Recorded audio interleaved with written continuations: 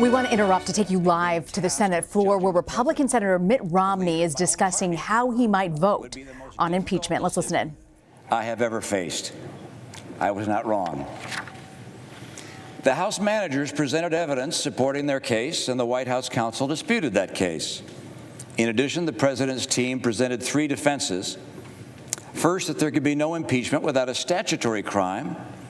Second, that the Biden's conduct justified the president's actions. And third, that the judgment of the president's actions should be left to the voters. Let me first address those three defenses.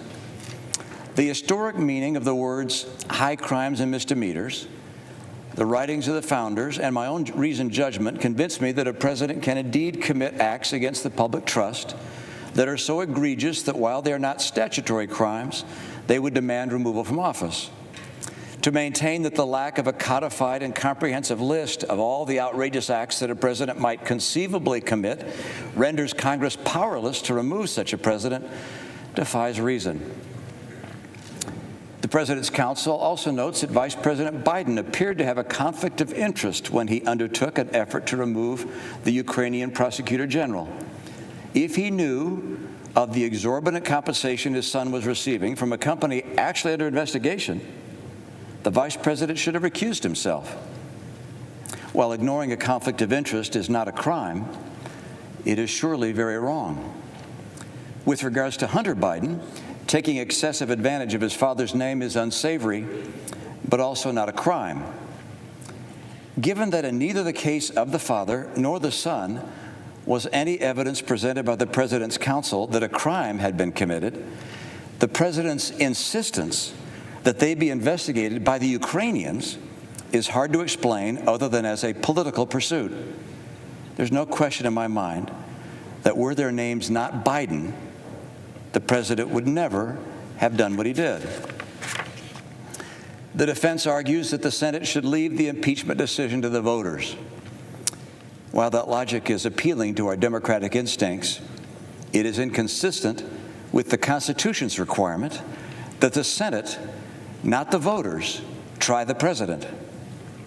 Hamilton explained that the founders' decision to invest senators with this obligation rather than leave it to the voters was intended to minimize, to the extent possible, the partisan sentiments of the public at large. So the verdict is ours to render under our Constitution. The people will judge us for how well and faithfully we fulfill our duty.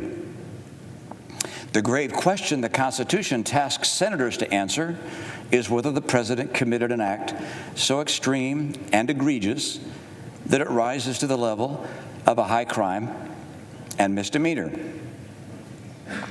Yes, he did. The president asked a foreign government to investigate his political rival. The president withheld vital military funds from that government to press it to do so. The president delayed funds for an American ally at war with Russian invaders. The president's purpose was personal and political.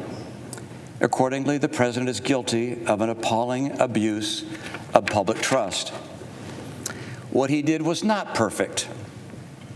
No, it was a flagrant assault on our electoral rights, our national security, and our fundamental values. Corrupting an election to keep oneself in office is perhaps the most abusive and destructive violation of one's oath of office that I can imagine. In the last several weeks, I've received numerous calls and texts. Many demanded in their words that I stand with the team. I can assure you that that thought has been very much on my mind.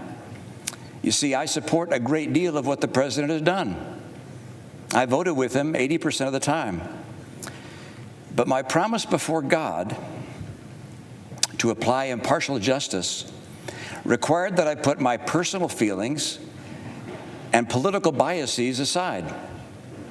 Were I to ignore the evidence that has been presented and disregard what I believe my oath and the Constitution demands of me for the sake of a partisan end, it would, I fear, expose my character to history's rebuke and the censure of my own conscience.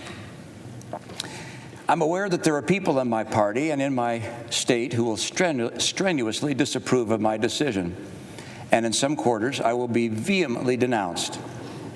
I'm sure to hear abuse from the president and his supporters.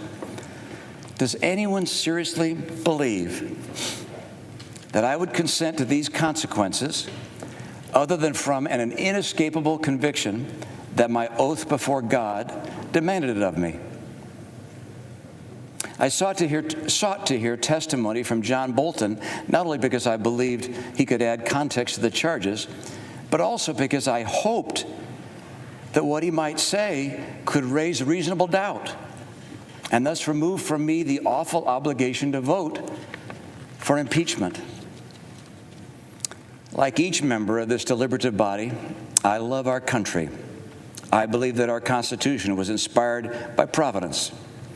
I'm convinced that freedom itself is dependent on the strength and vitality of our national character.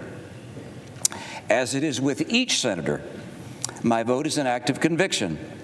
We've come to different conclusions, fellow senators, but I trust we have all followed the dictates of our conscience. I acknowledge that my verdict will not remove the president from office. The results of this Senate court will in fact be appealed to a higher court, the judgment of the American people. Voters will make the final decision, just as the president's lawyers have implored. My vote will likely be in the minority in the Senate. But irrespective of these things, with my vote, I will tell my children and their children that I did my duty to the best of my ability, believing that my country expected it of me. I will only be one name among many, no more, no less, to future generations of Americans who look at the record of this trial. They will note merely that I was among the senators who determined that what the president did was wrong, grievously wrong. We are all footnotes at best in the annals of history, but in the most powerful nation on earth, the nation conceived in liberty and justice, that distinction is enough for any citizen. Thank you, Mr. President. I yield the floor.